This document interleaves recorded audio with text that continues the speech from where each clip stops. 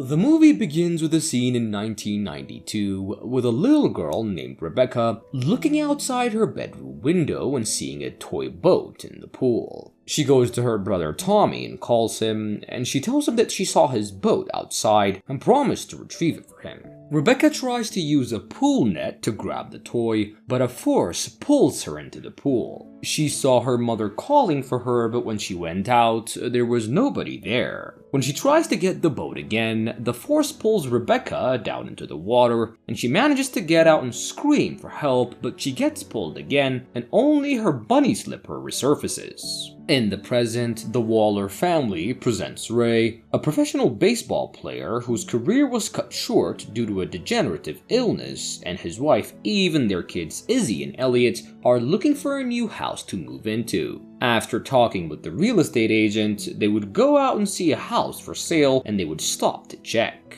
Ray and Eve would go to the pool, and as they were about to leave, Ray saw something in the pool and kneeled to retrieve it, but he gets pulled into the water and struggles to get himself out.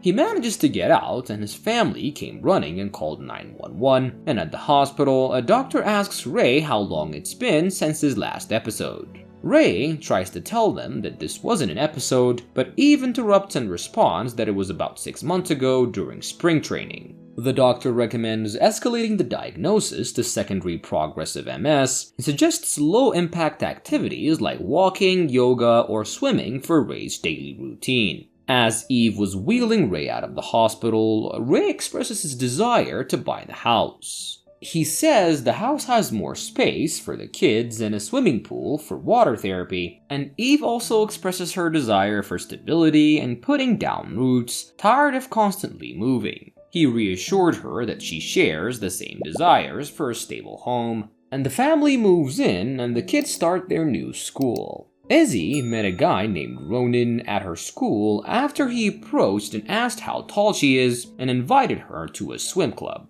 The Wallers were cleaning the pool, talking about extra school activities that the kids can do at school. Ray sticks his hand down the drain and something cuts deep into his palm, and they're all rushed to him and some liquid comes out of the drain. The pool maintenance crew arrives to inspect the pool, revealing that the water comes from a nearby spring. One of the crew members explains that the pool is fed by underground water from a sub-level aquifer, providing natural filtration and geothermal heating. He mentions that the spring-fed pools are believed to work wonders for the skin, and that the area used to be filled with natural pools, wellness centers, and health spas. Once the pool was ready, the whalers start to use it, and Ray claims to start feeling better from his therapy. Later that night, Ray would find a camera that he was unpacking, and started looking at the recordings. Eve decided to swim and go to the pool, and as she was swimming, she thinks Ray was standing above her while she was underwater, but when she resurfaces, he was nowhere to be found. She quickly got out of the water and went home, and she asked if Ray was outside, but he told her no, and she then suggests that they put a cover on the pool. Ray removes the band-aid from his hand and discovers that there is not even a scar on his palm where he had previously cut himself while cleaning the drain. Eve wakes up from a nightmare of drowning in the pool and notices that Ray is not in bed. Panicked, she looks around and sees him swimming in the pool. Ray and Eve visit the hospital where the doctor informs them of Ray's remarkable improvement in such a short time. The doctor suggests conducting more tests, but initial observations indicate no new lesions, and the existing white tissue is showing signs of improvement.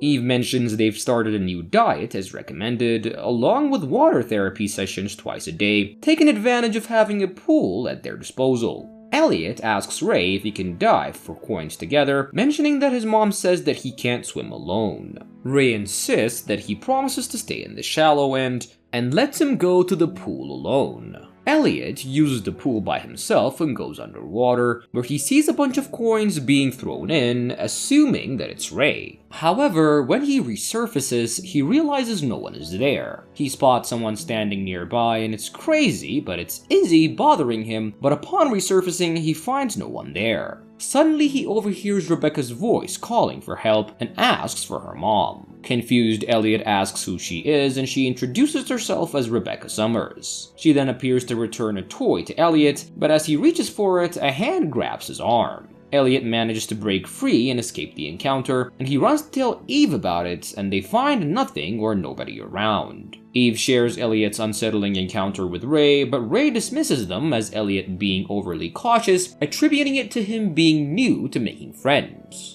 They plan to attend Elliot's practice later to help him socialize and consider inviting the team over for a pool party to foster friendships. Eve prepares Elliot for his game, reassuring him that everyone has fears, and she shares a story about Izzy overcoming her fear of kindergarten drop-offs. Ray joins Elliot and the other kids at a little league practice, indicating that his illness seems to be going into remission. Despite experiencing a fall while attempting to swing, Ray quickly recovers before others can assist him. When the ball comes toward him again, Ray hits it with such force that he not only breaks the ball, but also sends it flying into one of the lights. The other players cheer him on enthusiastically, but Elliot appears concerned. Ray and Eve take Izzy and Ronan to the pool, where they stay playing Marco Polo. However, Izzy suddenly loses her ability to hear Ronan or the music playing, and a growling voice responds to Izzy and a grotesque creature pulls her underwear.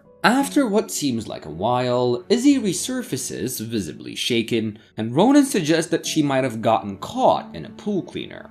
Elliot announced that their parents were home, so Ronan left after kissing Izzy. Elliot, sensing Izzy's fear, went to her room and confronted her about what really happened, and he confides in his sister that he had also seen something scary in the pool, and Izzy initially denies seeing anything, but eventually admits to feeling something grab her. She urges him not to tell their parents, fearing it might disrupt their newfound happiness, and he suggests that maybe the pool is both helping them. The Wallers host a lively party with their neighbors and friends, including Izzy's friend Ronan, and everyone was enjoying themselves with kids playing in the pool and Ray signing a baseball for a young boy, Ty. However, Ray notices that the baseball from yesterday is torn, and meanwhile, Elliot records the festival on video. Inside the video, Eve speaks with the retailer who sold them the house, and the retailer confesses that she didn't disclose the case to Rebecca's disappearance, and this is why previous residents never used the pool. She tells her that there were rumors about a little girl named Rebecca from Harold Holt who drowned in the pool.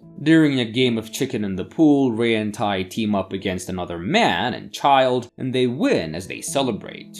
Ray unwittingly begins moving backward to the deep end of the pool while still holding on to Ty tightly. Suddenly, a misty gray cloud emerges from the drain and enters Ray's mouth, causing him to become unconscious. Despite Ty's pleas for Ray to let him go, Ray remains unresponsive. Elliot notices Ty struggling in the water and rushes to get his mom, Eve.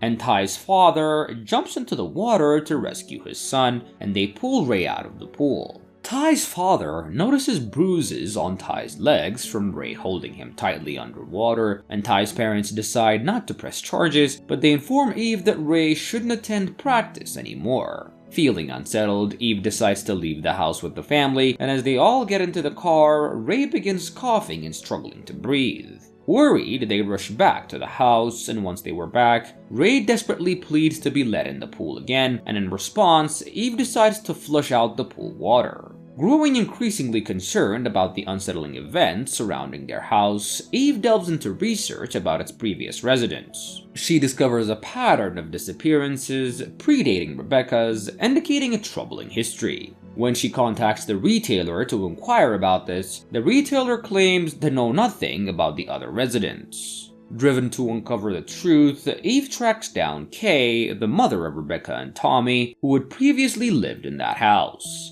Kay, now afflicted with a similar illness to Tommy's, initially avoids Eve's question about the pool and Rebecca. However, after Eve persists, Kay reveals the dark secret.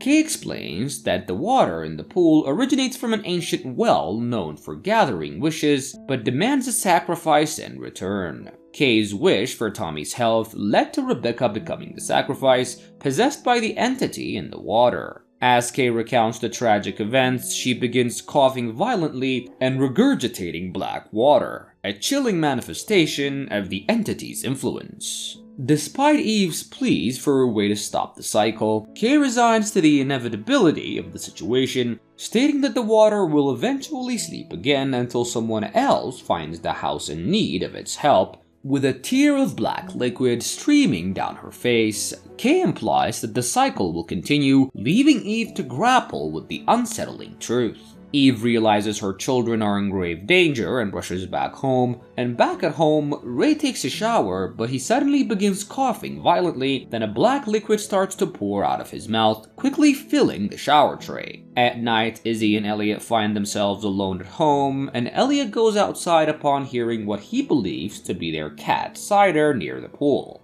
However, he is startled by one of the pool's demons when he gets pulled and he falls into the water. As Elliot struggles in the water, the pool covers begin to close on top of him, and Izzy rushes to the poolside and attempts to stop the cover from closing completely, and Eve hurries outside to help. Eve jumps into the pool to rescue Elliot, and as Izzy runs back to the house to call for help, in the house, something tripped Izzy and she fell, and she called for her dad, but Ray came and attacked her. Eve finds Elliot in the pool but faces a struggle against the spirit of the pool, trying to pull them underwater. She manages to save Elliot and is guided to the surface of the pool by Rebecca's spirit, and Ray, seemingly possessed, attacks Eve, but Izzy hits him, and Izzy and Eve try to get through to him so he can fight the entity, and he snaps back to reality after vomiting black liquid, and Elliot also regains consciousness. However, when they try to take Elliot to the hospital, the entity starts to attack Elliot from inside, and realizing the entity will not let them leave without a sacrifice, Ray walks into the pool to save his family, letting the entity take him. Izzy screamed after her father, but he goes into the pool and Elliot ends up freed from the entity's hold on him.